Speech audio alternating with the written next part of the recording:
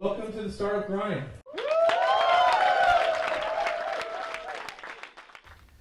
So without further ado, I'm going to introduce our guest tonight.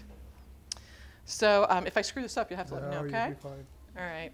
So Christian actually is the founder and CEO of a company called MetroTech based out of Atlanta. The goal is to change the way that the world measures traffic. Launched in 2012, correct? 2011, 2012. In 2013, they were selected as one of the top 40 most innovative companies by the Technology Association of Georgia, with a goal to improve the way that the world drives. And we'll get into that a little bit. So Christian started out early, though. I don't know how you make the transition from accountant to entrepreneur, but apparently it was kind of interesting. So he started out in Germany as a controller, but he moved from there to MetLife, started to learn how to do application development there, and then went into full-time sales and consulting, I guess, in IT, and then on to GE Capital. Mm-hmm. Okay, sales management. And then he actually created a company called Conduit, which he sold to kforce. Unfortunately for him, after he moved from here to Atlanta, because he used to live over in Pinellas County, Tampa, and he had to come back and forth over and over again. So he also went on to work at IBM in the wireless solution division, which sparked his interest, I think, in kind of where MetroTech came out. So that's kind of how that idea was born. So please give a big round of applause for Christian. Awesome. Thank you. You're very welcome. So what made you become an entrepreneur? I mean, you were an accountant. That's yeah, safe. It's a misnomer. So what I didn't realize was I flunked out of computer science because my friends all had taken schools in Chicago, had Ed Pascal before. I had no idea what it was. It washed me out of the program, so I said, okay, I guess business. My parents were business people. We owned a couple of jewelry stores in the Midwest. So being an entrepreneur, being a business person, they live in Naples now. They're all out of the business. So, but the idea of being a businessman was something my parents always inspired in me. So when I was in the business school trying to pick out a major, I looked and I said where the most CEOs came from, and finance just edged out whatever the other one was. So I literally picked finance for that reason. Because my dad's from Austria, I spoke fluent German as my minor. International business was my double major. And because I wasn't the best student, I knew I had to do something unique after I graduated. So I left the University of Iowa and moved to Frankfurt, Germany, and got a job. What they didn't tell me was that finance major means accountant. You're thinking Wall Street, you're thinking Charlie Sheen. No. But the neat thing was I always had the technical element to it, so I always liked fixing stuff. And then my boss later confessed to me. He was a German that worked for Kraft, was his controller. His retirement was to work a couple years in Germany. So he said, yeah, I hired an American because I knew you work harder than the Germans and you probably knew how to work a computer. So, I mean, he later on confessed. And what did I end up doing was writing the budget in Excel, interfacing the mainframe with the modems all the way back to Chicago, and doing all this stuff. And after a couple of years, I came back to the States, and I was telling people what I did, and they were saying, well, you're doing business process reengineering. That people pay a lot of money for that. I was not making a lot of money for that, but I was figuring stuff out. So because I didn't have that mentorship, and that's why it's so important, I didn't really find, what it was until I had a friend. We were at GE. I was computing. I was very good at that. I was doing all the early, any first of a kind I would be thrown at because I just come up with ideas and fix it. So I had the top team, and we were doing all this, and one of my guys who worked for my senior developer said, we should start a company. Working for GE, they stink, it's a big Borg, And so we, at his behest, he drugged me out. So a fateful day I'll never forget, he was 4 years younger than me, and he was a really good developer, really good talker, really good, but I was older and I'd worked in Europe and worked for some bigger companies, MetLife. So he came in one day, a couple weeks before we started, and he said, just out of the blue, popped in, he said, why should you be the CEO? Like, I'm like, okay. And so I basically had a discussion with him for an hour, and we got done, and he said, okay, that's all I want to know, and he got me walked out. And I was a CEO. But he needed to hear it from me. And frankly, it helped me. I hadn't developed those arguments, so I had to do it. Right. So it's a weird field. It's something I don't think you can ever train for. And after we sold that company to kforce, I ran their division in Atlanta for a couple of years. Went to IBM because I had the special skill called wireless and pervasive, which in 2000 was pretty unique. And I was going to go there for 1 year and then get back into startups.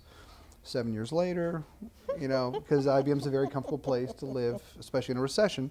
So, but then I got to some really neat things there. So, you know, if any of you have already started a company, which I'm sure many of you have, you know, you've got to, if you're not married, you know, it's probably great, but you got to have somebody's buy-in. You got your spouse and buy-in.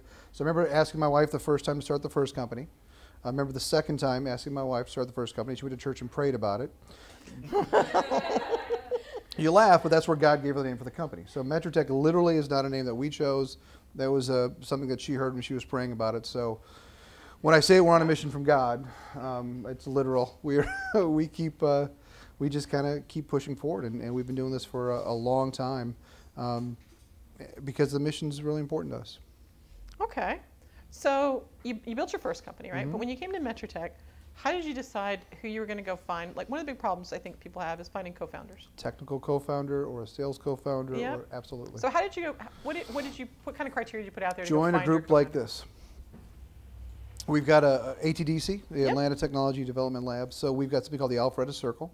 Alpharetta, if some of you know, is a very affluent suburb north of Atlanta, and a lot of technical companies there, but not a real techie base. Not a lot of young people developing, not a lot of young kids. A lot of people like me with some gray hairs and trying to get out and want to do startup. And when somebody shows up new, so we've been doing the circle for 4 years, and now my technical co-founder came from there, my team coordinator came from there, my development and sales guy came from there, and so I've got like 5 of them now. So people come there to say, you know, I think I want to do a startup, and then I say, you're crazy. Do you have $1 million in the bank?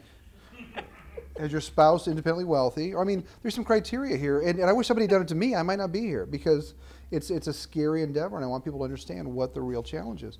So, Steve, my technical co-founder, Donovan, is a data scientist. I mean, he's an absolute nut, and he didn't realize that meant he was an expert in traffic. And so I sat down and I charted out a whiteboard after our meeting 1 week, and I said, "Here's what I see." And he's like, yeah, don't I get it. He got intrigued. He hates when I say this. I infected him with the problem. Next week he came back.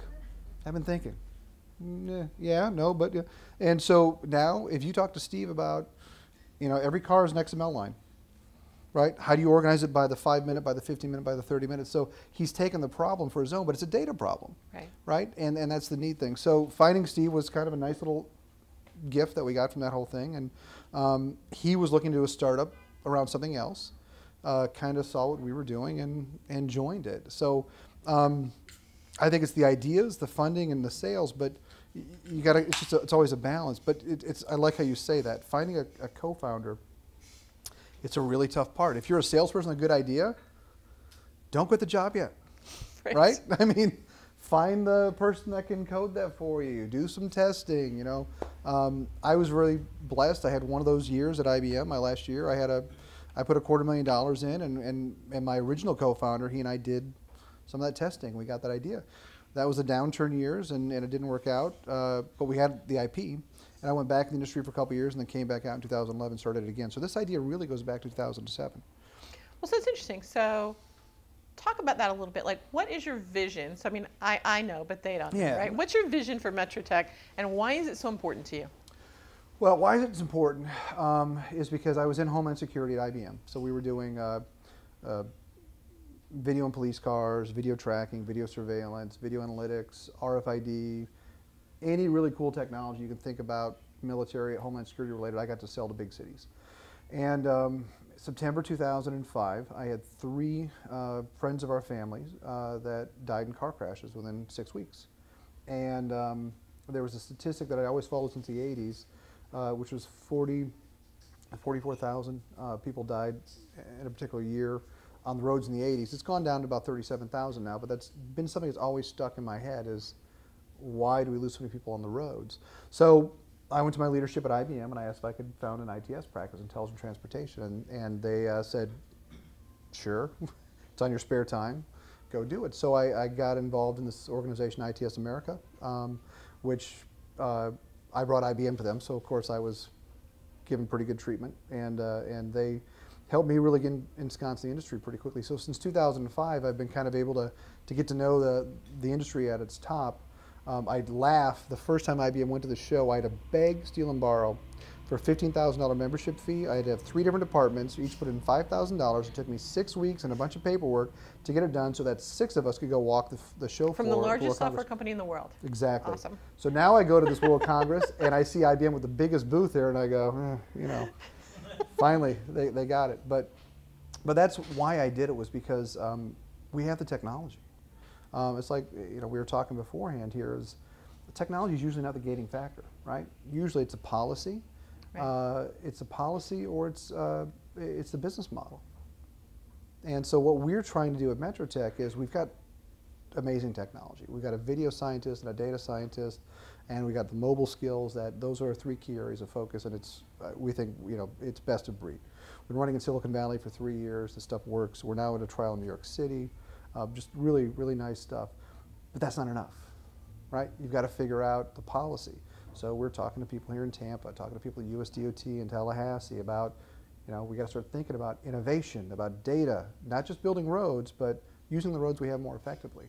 So that's a policy issue. And then the business model. Who wants to invest in something that's just going to make other people get to work safer because I don't get any money back from that? Well, that's a nice Kickstarter or a nice donation program, but, you know, investors want an ROI. And so now we have to come up with that. I was on the phone with an investor today from Miami, and it literally was kind of interested, I get it, kind of interested, I get it. And then I went down the path a bit to say, okay, well, when you buy your GM in 2 years, and it's got a connected car and connectivity there through LTE, through AT&T or whomever, and you're able to see what traffic is and trust it and really believe in it. And then there's a little ad that sponsored it, you know, that's a revenue stream. And then you say, I don't like ads, I'm going to pay and it's going to add to my phone bill for $5 a month. That's a revenue stream. And once I brought that into the mix, he went, oh, now I understand why you're doing it. Yeah, we're doing it for the governments, right, because they need this. But in reality, the way it's going to be paid for is who doesn't want good traffic data, right? We had trouble getting here today. I'm sure some of you did too. I mean, holy cow. But, you know, how many times have you ever, I call it calling BS on Google. If you ever use Google Maps, have you ever said, that's red? I don't believe it. You drive through it, it's green? There's a reason for that. I can go through a lot of detail why it is. But the data stinks, and what we're doing is working to make it better. It's not like Google Analytics. That data's not right either, but that's okay. But no, I think your point is right. So I find virtually every company is born out of a problem, right? So for you, there was something that impacted you personally, you know, by losing a lot of people that were important to you, to kind of go from there. So talk a little bit about, like, one of the things, the goal is to help other entrepreneurs. What do you think are the top 3 skills that someone needs to be a successful entrepreneur? Because we had a woman speaker tonight, I know with you being in charge, it's got to be 50-50 men and women, which is great. You shouldn't see that in startup things. So the way I usually say it, nuts is one of the words that rhymes with some other, I'm sorry. I was going to use the other word. I said, I'll just say it then. Guts and nuts was the basic, the number one thing that I've learned is you can be the smartest, you can be the hardest working, but unless you can gut it out, it's, people that make it that didn't do it got lucky, or, you know, something just kind of came. It's endurance. It's just being able to say, you know, body blow, body blow, body blow. Oh, hey, we had a good day, you know. But and then being able to turn around to your team, to your wife, to your family, to your parents, and say, no, it's good. But didn't that just, you know, didn't the wall just fall down? We'll open the wall tomorrow. It's okay. It's all right. Yeah, it's fine. So that to me is the number one thing that, you know, just understanding that. You've got to, of course, be a good salesperson. You've got to be a leader and be able to convey a message and just, I guess, communicating is it. One of the interesting things, we talked to investors last week and they were like, well, you know, most CEOs don't understand, you know, financials. Like, well, I'm a certified management accountant. I've been an accountant. I have a finance degree. So I've got a little bit of advantage there. So I don't see that as a skill set. You can usually hire that in. But yeah, I think just the top thing is just perseverance. Perseverance it's tough. It's not easy. Which is a much better way to say it. I apologize for my previous. It's okay. We're good with that. This is a startup community. We're good with that. Like, we don't mind. So it's interesting. What has been? You talked a little about what motivates you, but what's been your greatest inspiration so far? Like, I mean, it's tough to be an entrepreneur, right? And you've done it twice, right? So there's something about, I mean, like, you know, people who've done it. I argue there's no such thing as a non-serial entrepreneur. That person doesn't exist. Yeah. Right? So there's something inherent in us that makes us do really crazy things, like go do this over and over again. Yeah. So what motivates you to do it? I think it's a little bit different motivation for everyone. What motivates you? Motivation for me is simple. I mean, there's the feel, right? You just want to do it. You know, people ask me, you know, I say, I love what I do. I just hope I get paid for it someday. You know, I mean, I love what I do. Man, if I ever be able to get a paycheck for this, it's going to be just fantastic. But, you know, well, and that's what I think. It's funny when I talk to investors, they want to analyze a spreadsheet. It's like, yeah, I do spreadsheets in my sleep. Spreadsheets are, you know, what you got to have is you got to have the passion, you got to have an open market, and somebody that can go after it. And you know, so what motivates me is my kids' school needs a new wing. You know, I've got a church that we're trying to rebuild. Robert and I, one of my business partners is here. We're big on education, especially virtual education, blended learning, and that type of thing. I'm really big about how we reform education over the next few years and really, you know, use the technology that's out there, getting out of some of the traditional. It's funny, one of the advocates we work with, one of the politicians in Georgia, talks about how, do you know how this system came to be? Right? You have students of the same age that live roughly in the same area come to the same room.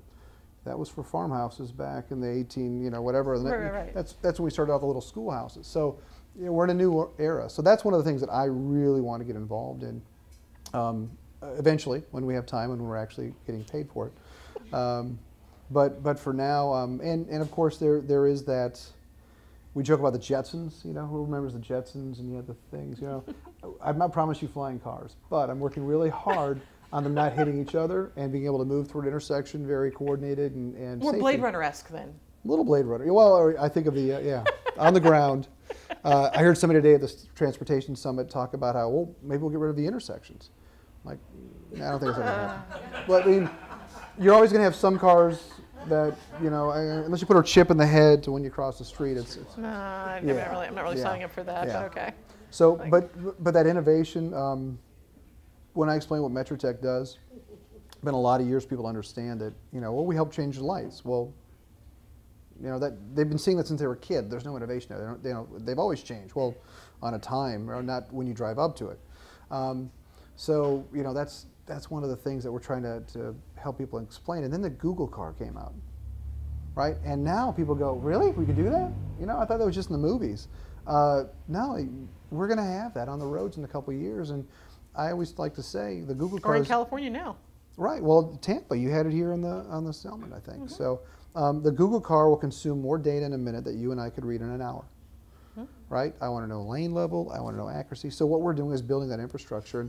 And right now, MetroTech is focused on smarter cities, 2 connected car, autonomous vehicles, et cetera, and mobile apps as well.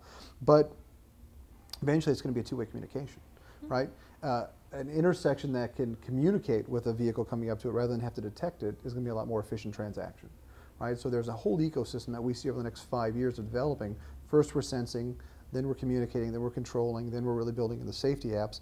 LiDAR will be a part of it. I mean, all these things will be a part of it.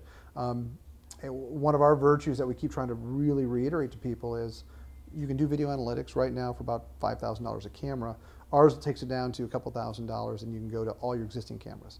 So if you want to scale it across a metro area, we're the only way to really do that. Everybody else wants to sell you their warehouse full of cameras. So that's one of the things we're trying to get people to really understand. All your police cameras, sensors. All the traffic cameras, sensors. Put one up in your window of your apartment, sensor. Right? So all of that comes in a real-time manner, and then we make it actionable. So it's interesting. So one of the things, in case you guys haven't figured it out, Christian has to sell to the government.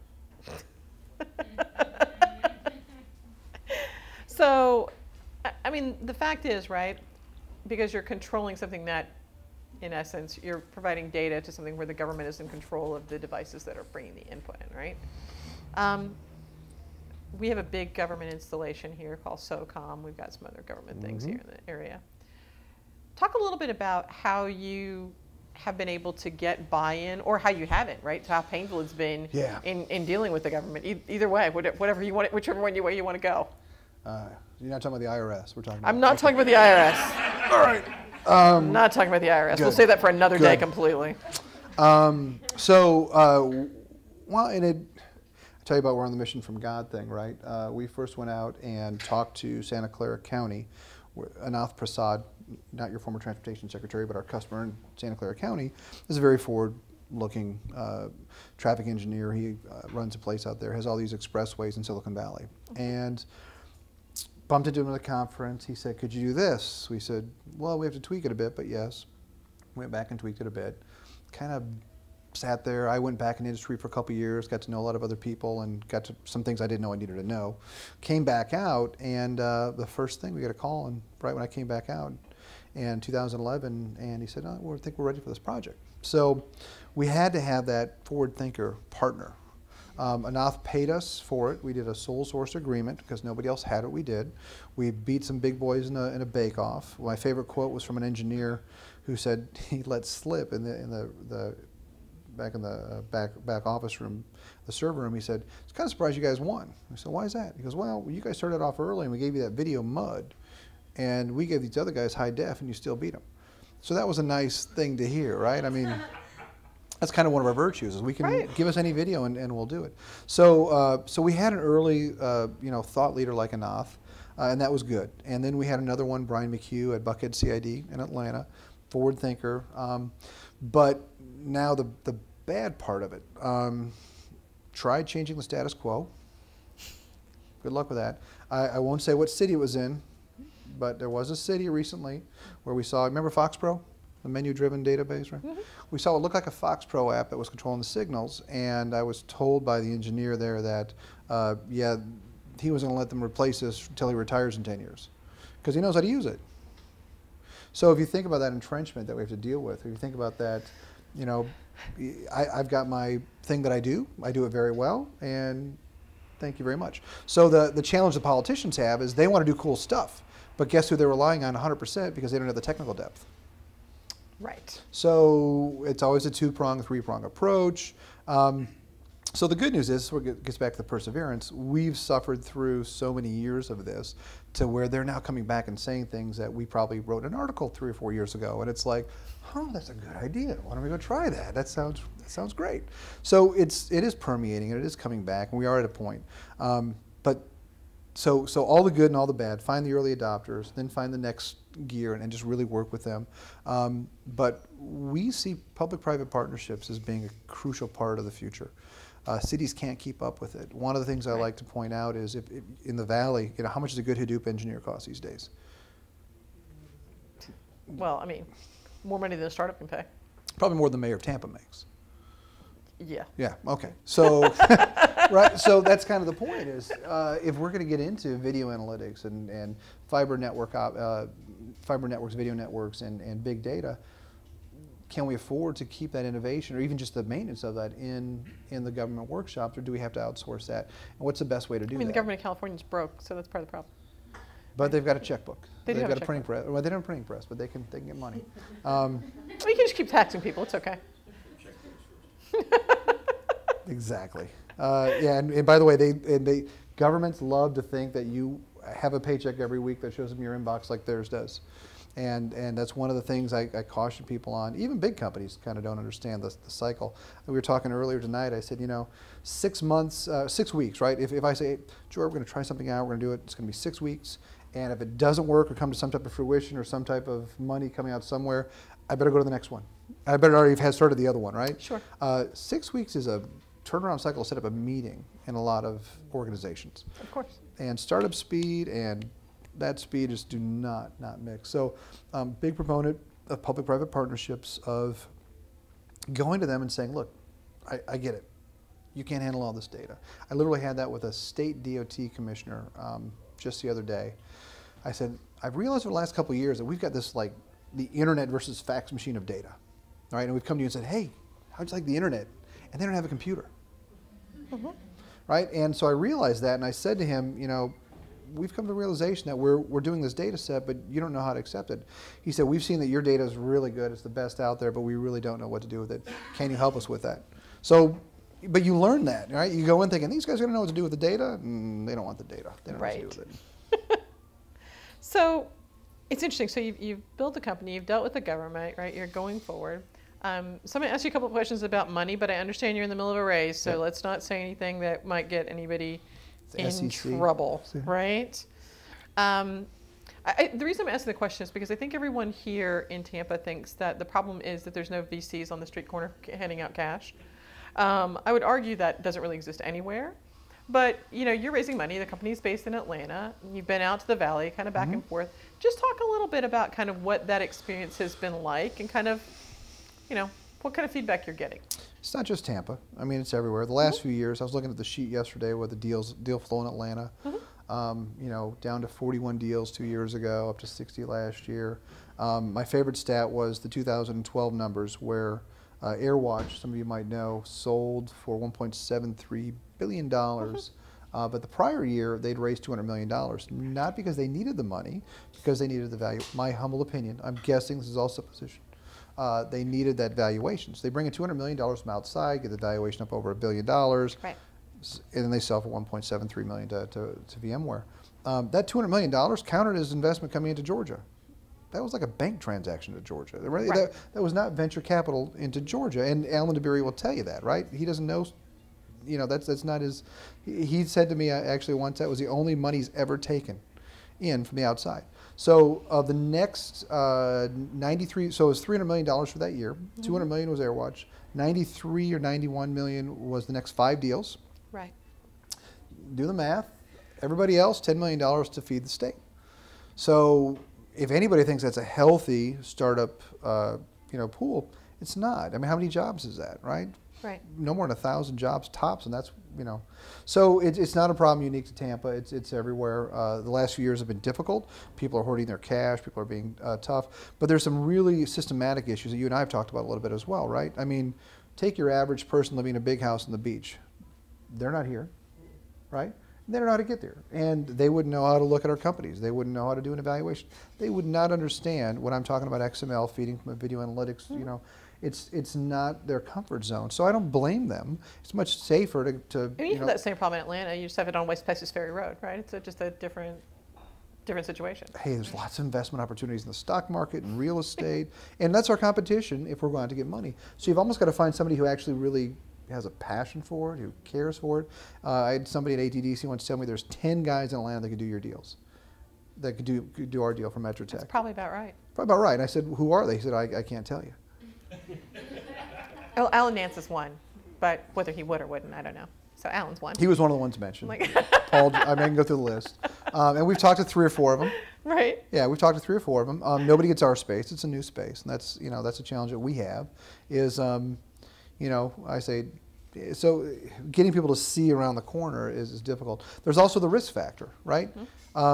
If you do a little bit of an angel investment every, 25,000, 50,000 every couple of years, you look to do, that person is going to have a startup. They're going to raise it a certain amount. They're going to sell it off. And it's going to be probably a 2x, 3x. That's all they're generally going to be looking for, right? The VCs are supposed to have this like 1 in 20, 3 in 20 type, but they don't come down this low. An example given to me by a lawyer in Atlanta once was there's this company looking to raise $20 million, and they had a guy that wanted to do 10 and a guy that wanted to do 50.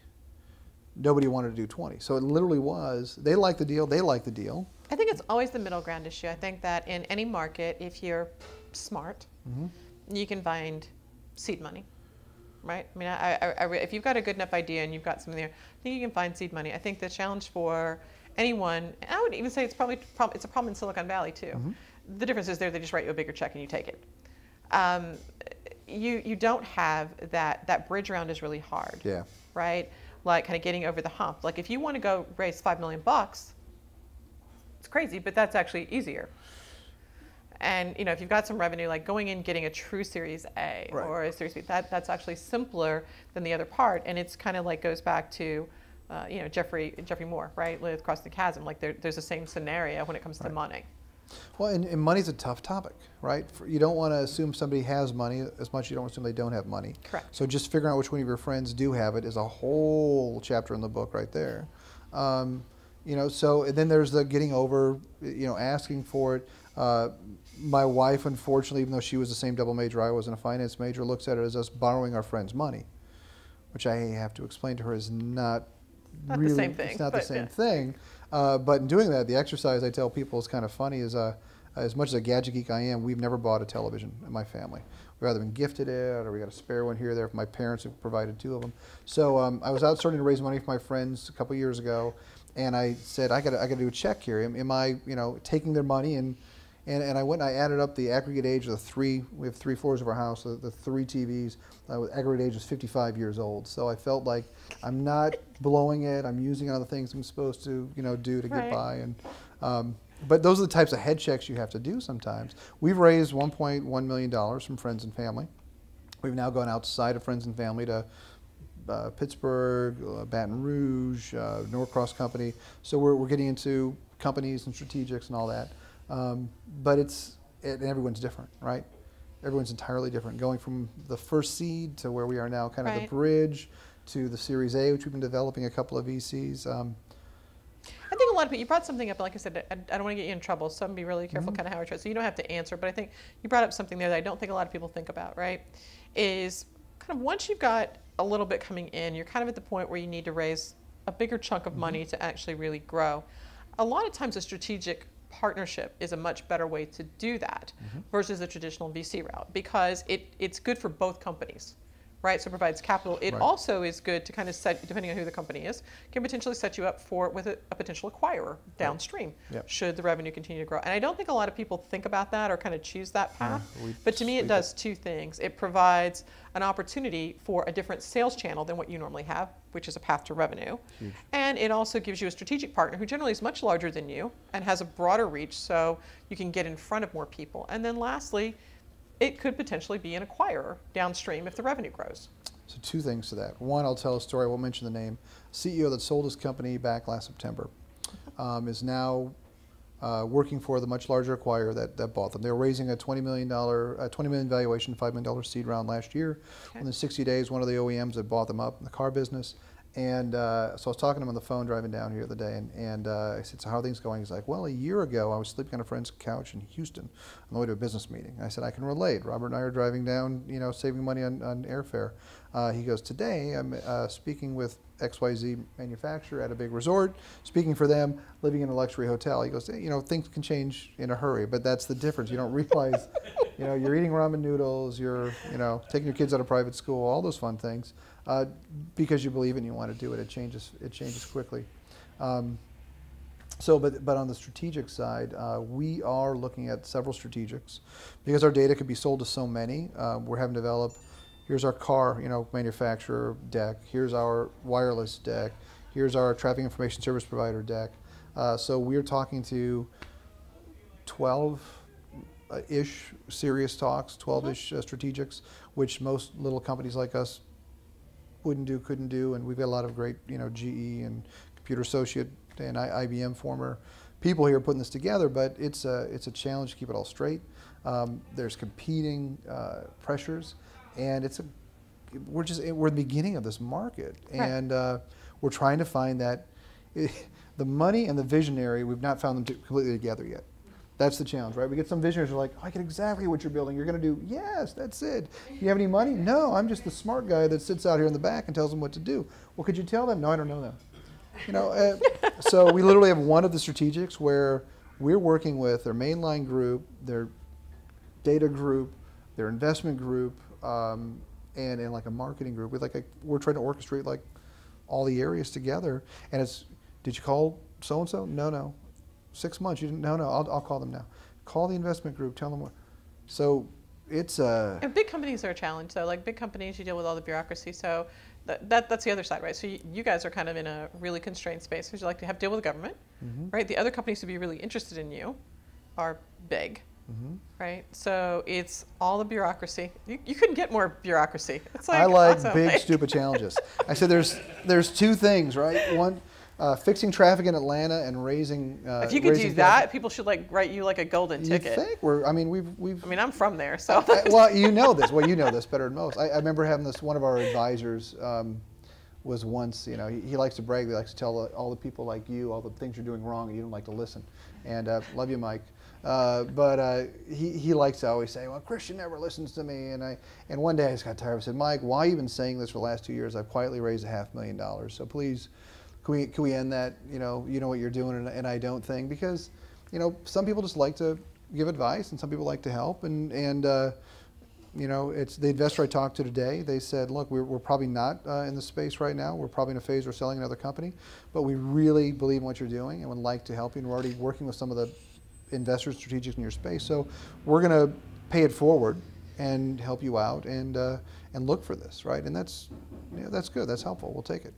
I mean, I think that's the other challenge too, right? Like one of your problems, I think, has been like a lot of companies that, and I had the same conversation with a friend of mine about their company. When you're before your time, and I think not that you're before your time, but the reality is you started before anybody really kind of understood. Right. So you're just now getting to the point where people are kind of getting what you do. Yep. And so I think that makes it a lot more challenging. And the reality is, even with all the things that are out there, with like I said before, my car's smarter than I am. My new car's smarter than I am. And it knows all kinds of things that I don't know. And but people, right, the technology that's in my car is far superior to the technology that's controlling where I go. Yeah. Right? Yes, it is. And so I think there's that gap, right, where you end up with one piece of the technology is there, but the other piece really isn't yet. Not that it couldn't be, but it just isn't. And in this case, the government's kind of controlling that. So I think you're at the beginning, unfortunately, right? Because it's like it's a long path. 7 years of it. Yeah, it was like people think like everything's an overnight success, right? You hear something like, "Oh, that's amazing!" Like they did it in no time. It's like, there's a lot of pain before you got to the no time. So one of the questions I was going to ask is, everybody makes mistakes right along the way. So, and people have a tendency, like at least in this community, not to talk about failure, because like somehow or another there's like some horrible thing that like if you fail, that's awful. I look at it, it's like failure is just another opportunity to do something better, right? And you learn something. So talk about, just give us an example, one mistake you made along the way and kind of what you learned from that. I don't know where to start. There's actually a couple.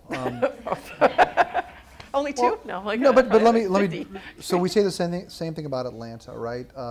The joke among the entrepreneurs is that in Silicon Valley they applaud failure because you learn from it and you grow and you go on. In Atlanta, once you have a failure, I don't know if I want to talk to you anymore. Yeah. You must not have known. No, I mean you don't understand the life cycle of these things. So, you know Raj Palawansami? Yeah. Okay, so Raj, I just went to kind of catch up with him last summer, and it turned out I've had a couple of these CEO counseling or coaching sessions, and frankly, none of them have ever stuck.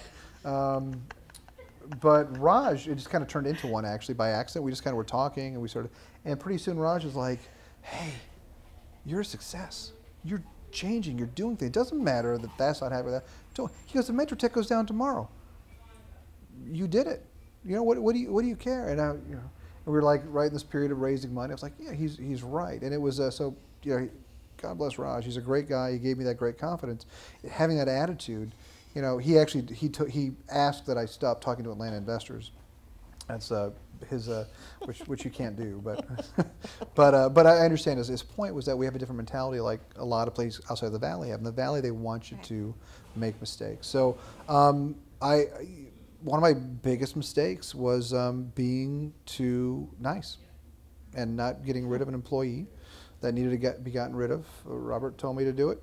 A mentor told me to do it. He had a wedding coming up, and I was trying to help him get to the point because he just was not a fit, was not working out. Right. And I drug it out, and it ended up biting me in some other ways, not just low productivity and a waste of my time, my investors' time and money, but I wish I'd have been less compassionate and more, just done what needed to be done. It's not like there was no value coming out. I was trying to get, there were things that were being done, and there was always arguments that some things were being made, but and for the long-term game plan, it wasn't going to work out. And next time we'll be much more decisive in that, and that was a good lesson and a hard lesson to learn from that. Cool.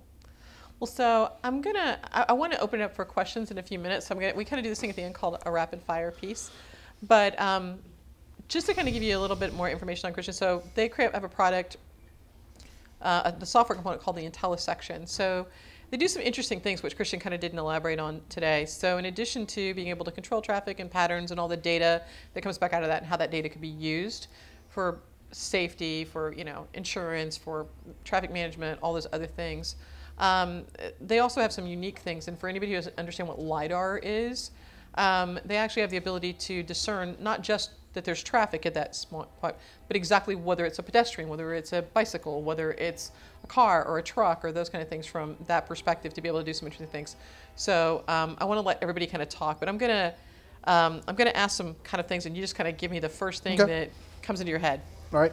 So, if you could talk to one person from history, who would it be and why? I was just thinking about this the other day. Who was I talking about? I literally was thinking about this the other day. Who was it?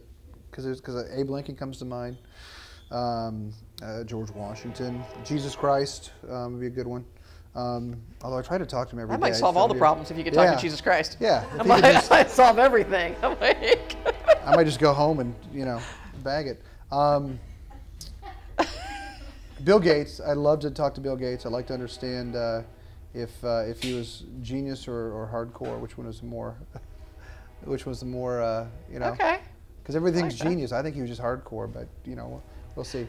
I would probably have to go with Lincoln. I think Lincoln. Lincoln? All right. And why? Because he had vision. He had such vision for how to change things despite, talk about the status quo. Woo! Right. He stood up for what was right. He challenged status quo. And talk about a leader. There's a story I read about him where he was at a battle and he was standing up on the big wall in front of everybody else, the big target with his hat. And he just stood there, and there's this like lieutenant riding with us going, what's he doing? But he, that's leadership. All right, so what irritates you or makes you angry? Dishonesty. Yeah, I hate people that aren't sincere and dishonesty. I mean, truth is the most important commodity we have, and truth and trust in relationships. So. What book has inspired you the most? Oh, I have to say the Bible, or I get in trouble. But I do really like Dune, and. That's awesome. We were talking about AI before. If you ever want to study AI and see why Bill Gates and Peter Thiel and Elon Musk think the machines are going to eat us eventually, go read Dune. Okay. All right. In one word, characterize yourself as an entrepreneur. Tenacious. What's the best compliment you can receive? That I was a good person. What's your favorite word? Ooh. I'll have to ask Robert. What is it? Because he probably want to hear them. Jack Daniels. No. Jack Daniels. Okay. That's two words. That's 2 words. That's the Jack. That's kind of a word I use a lot, but in a different reference. My favorite word is love. Love. Okay. That'll earn you points with your wife. So it's good. Valentine's Day is coming up. Uh-huh. So what item do you own that you would never sell? Oh, my bass guitar that I recorded an album with in college. Oh, we should ask some different questions. All right. What is your most unusual skill? Unusual. Mm-hmm. Unusual. I think it's fairly rare to be able to think about so many broad things at once. I don't know how you classify that, but it's able to tie together just little weird things and go, hey, I think I saw that yesterday, and put it together. It's kind of a connector thing. Sort of like disparate point correlation or something of that nature. Yeah, like my. I like that. What she said. Disparate point correlation. There's an app for that. There probably is an app for that. Well, like my wife will go, I can't find my glasses, and I'll be like in Tampa, and I'll go look in the dresser and the thing, and I'll be able to. There you go. Yeah. Okay. What profession would you not like to do? Accounting. It's a good answer. If you could be any animal, what would it be? A horse. No, wait, duck.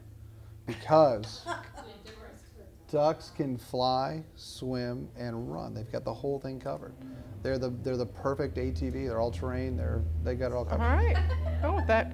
And they're water resistant, so there's that too. And they're heavier than wood. What was Okay. that? All right. Python references? Yeah, there you go. All right. So if you were conducting this interview, what question would you ask? Yeah. When will MetroTech exit and for how much? Well, when will they exit and for how much? I can't answer that. That's Okay. a really hard question. All right. And so since you brought up God, Yes. when you get to the pearly gates, what would you want to have him say? You're forgiven. Awesome. All right. Thanks. That was fun. Cool. So any questions for Christian? Uh-oh. So sometimes it's a person or an event that significantly influences your life and puts you on the path you're on. What was that lesson you learned from that person or that event? Oh, there's a series of them. This is more near term. I hope this is helping us to win. We had an investor group last year go south on us for some really unscrupulous means and reasons, and we don't know really what was going on there. And that was really difficult to swallow. That's why I talk about the integrity thing. So that was a hard lesson to learn. And from that, I think I learned you always have a plan A, plan B, plan C, plan D. I drive my team nuts with what's the second, what's the third, what's the fourth. You've got to have multiple paths to victory. Here's our preference, right? This is number one we want to do. Like our preference is to have $1 billion exit. We might settle for a $100 million exit, right? I mean, you've got to have, people ask me what my number is, and every day it changes. Ask me tomorrow, right? I mean, literally. So. Tracy? You were mentioning LiDAR technology. What do you see coming down the road that maybe is a replacement for LiDAR? Oh, I think after LiDAR's ain't even there yet, right? So yeah, I know I've done some work with it. We're doing video now. We're doing radar. LiDAR's next. I think LiDAR will be here for a while. I don't see anything beyond that. I think the eventual thing is obviously the blending, right? Because LiDAR without video, you lack the visual. There's some things you need from that, right? A lot of the work we're doing around some of the data people that want to know, well, what color car was that? What model of car was it? All that stuff's coming. What we've really focused on is not being intrusive, respecting your privacy. So if you drive by us, you're just an Audi driving by us. We don't even know you're an Audi. You're a car. You're one car, right? Versus some of the other things, they're spying on your MDN, they're spying on your Bluetooth, they're spying on your license plate.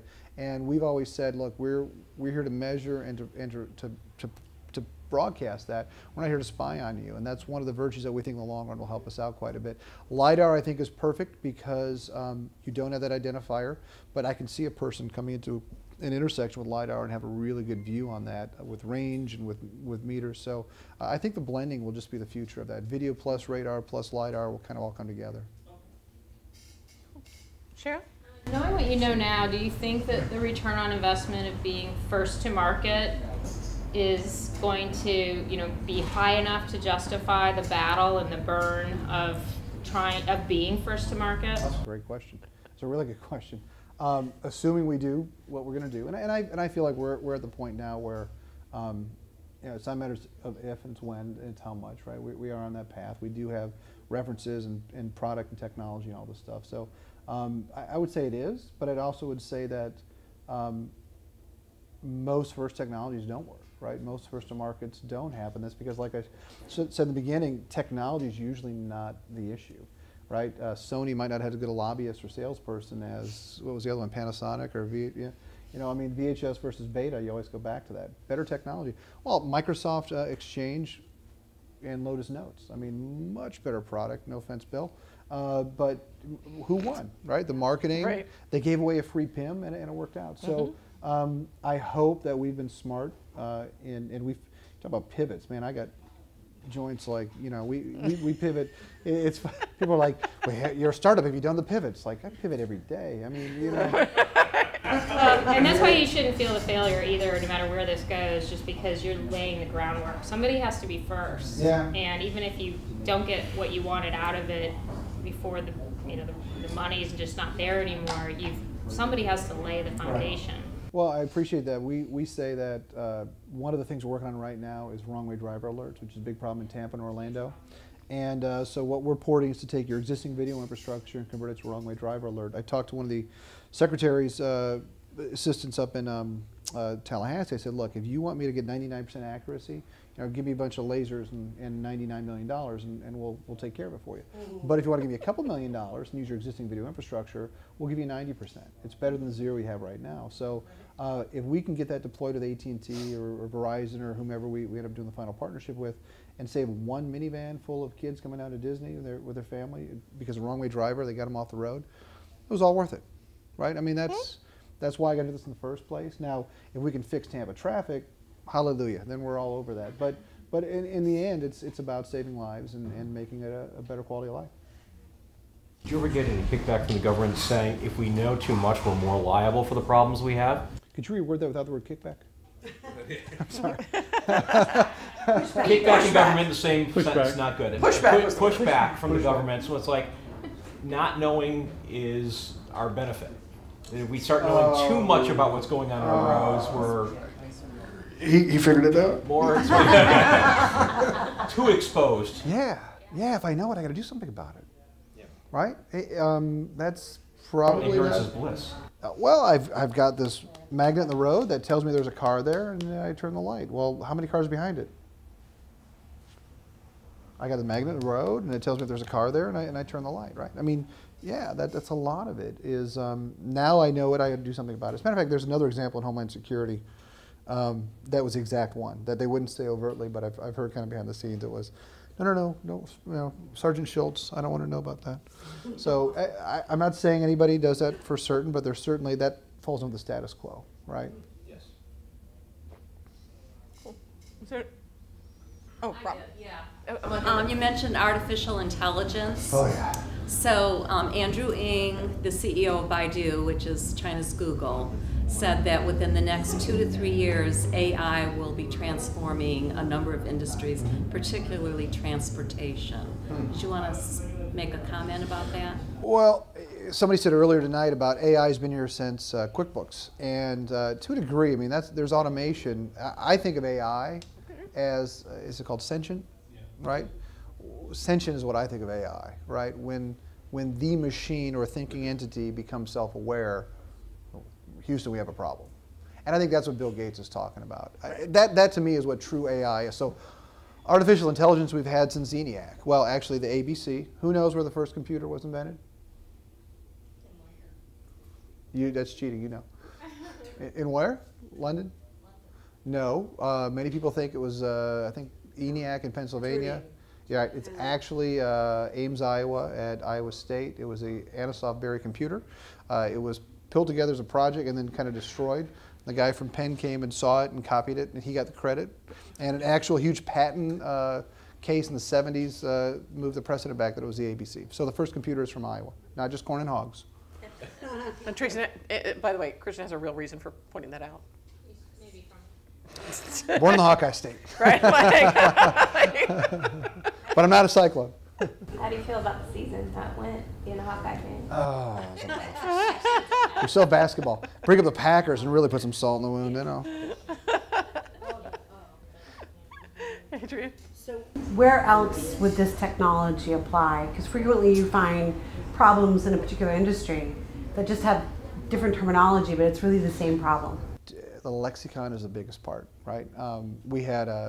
We brought a new person on our team recently. She's helping us get a lot of things organized. You met Julie, and she was on a call for me this morning, and she sends me a text message. She goes, "What's with these acronyms?" And you know, and I don't know, it was you the other day or somebody who said it's PDQ, TBA, and it's like it's all we do is acronyms. So the lexicon is really important. I'll give you a funny story. Turning movements are when you're at an intersection and you take a right or a left or you go straight. That's a turning movement, right? And I was at one of the state agencies and they said, "You guys got turning movements. That's great. Who wouldn't want that? The counties, the cities should want that."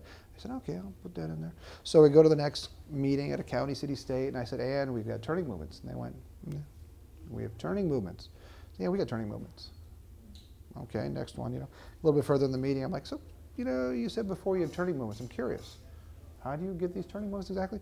"Well, we did a survey 18 months ago, and we have the turning movements." Yeah. Nice, right. So, awesome. Static point in time, great. That's helpful. Right. Was that on a school day, a holiday, a rain day, a snow day, a Saturday? 100% accurate that day.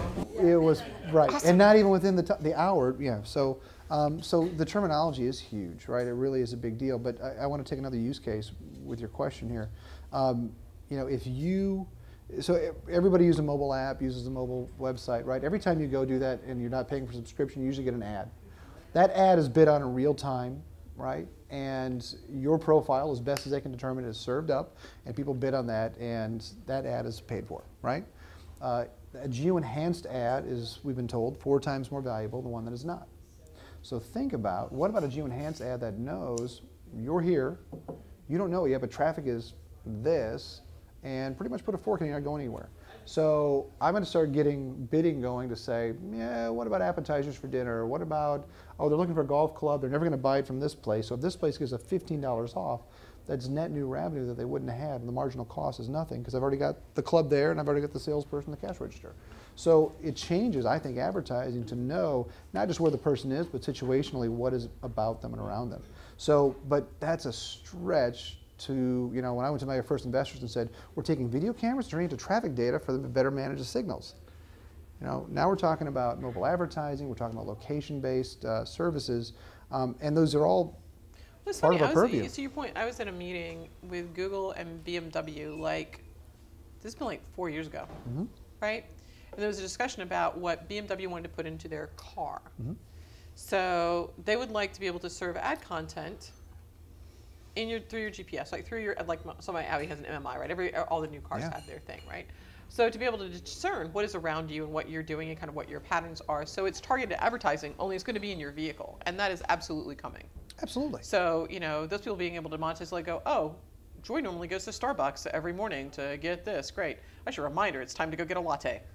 You know, it's like, I mean, from that to other things, but it's going to be preferential. So they're going to have buyer personas based on what you do in your car. Absolutely. Well, but have you ever noticed, you know, if you go to Google Maps or any map provider, and you know you're looking for a specific business and it's just not there, maybe they didn't go sign up for ads. I mean, who's, that's you absolutely know, correct. I mean, and if it's not that way now, it certainly will be, right? Well, no, now Google's algorithms based on local search, right? It's absolutely all pay to play, for sure. Yeah. So the opportunities are going to be just endless to be able to get into the space. But the data, like you said, it's not just, you know, origination, destination. They're planning, all of our cities are being planned 30, 40 years out, right? And they're basing it on surveys that they're taking. Well, you know, what about that big piece of land out there that's now cow pasture that I can make into a new subdivision? And, you know, there's all these dynamic things that just are too complex. Well, people don't all participate in surveys either. So that's the other challenge, right? So if I have real data, that's very different than taking a selective amount of data that particular individuals chose to participate in. Yep, yep. Cool. Anybody else? Oh, wait, Sean, first, before we'll... Christian, you had spoken earlier about having a employee-related issue where you had received advice. Consultant, I'm sorry, I misspoke. Consultant or employee. Have you become any more discerning in understanding whether that employee is a truly bad fit or perpetual underperformer versus someone that is lacks the correct challenges or lacks the right job position to really perform well? I think we've become more aware of it. I mean, I think the biggest thing is, as what I hope good leader, you always try to ask, did I set them up correctly? Did I do the right thing? But, you know, beggars can't be choosers. When you're, you know, scanned of resources, sometimes it's everybody on the ship and, you know, push off from shore. So it's really tough, right? I mean, you can't go through a personality profile and a background check a lot of times when you're doing startups. It's just kind of, hey, you know, they understood my acronyms. Let's go. Cool. Robert? No. Yes, he gets to ask a question too, sorry. Who's your most effective employee? Oh, jeez. I love it. That's awesome. Christian's going to say himself, so I was like... my next hire. My next hire. Cool. All right, any other questions? If you want to ask questions offline, you certainly can. Great. All right, thanks very much, Christian. Thanks so much.